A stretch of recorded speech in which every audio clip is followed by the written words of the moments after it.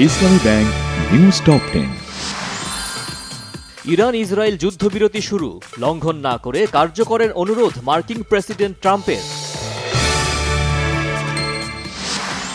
ইসরায়েলের হামলায় ইরানে এক পরমাণু বিজ্ঞানী নিহত, ইরানের মিসাইল হামলায় ইসরায়েলে নিহত 3 জন।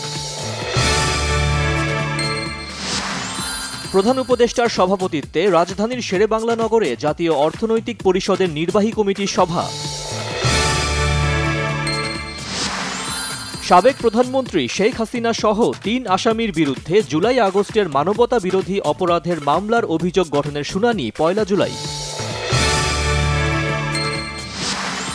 বিএনপির মহাসচিব মির্জা ফখরুল ইসলাম আলমগীরের নেতৃত্বে চীন সফররত প্রতিনিধি দলের সাথে চীনা কমিউনিস্ট পার্টি সিপিসি প্রতিনিধি দলের বৈঠক।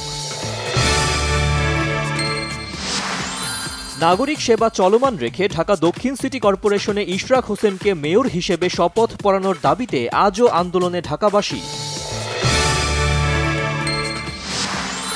এদেশে কেউ শিল্পপতি হতে আসে না, শিল্পের নাম বেচে এমপি মন্ত্রী হতে চায় মন্তব্য করেছেন শ্রম উপদেষ্টা অবসরপ্রাপ্ত ব্রিগেডিয়ার এম সাখাওয়াত হোসেন।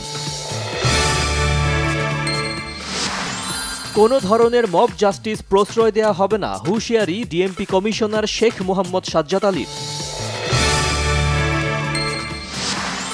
5 আগস্টের পর থেকে এ পর্যন্ত রাজধানীর 6টি মানি এক্সচেঞ্জের প্রায় 6 কোটি নগদ টাকা ও বৈদেশিক মুদ্রা ছিনতাই ও ডাকাতি হয়েছে, অভিযোগ মানি চেঞ্জার অ্যাসোসিয়েশনের।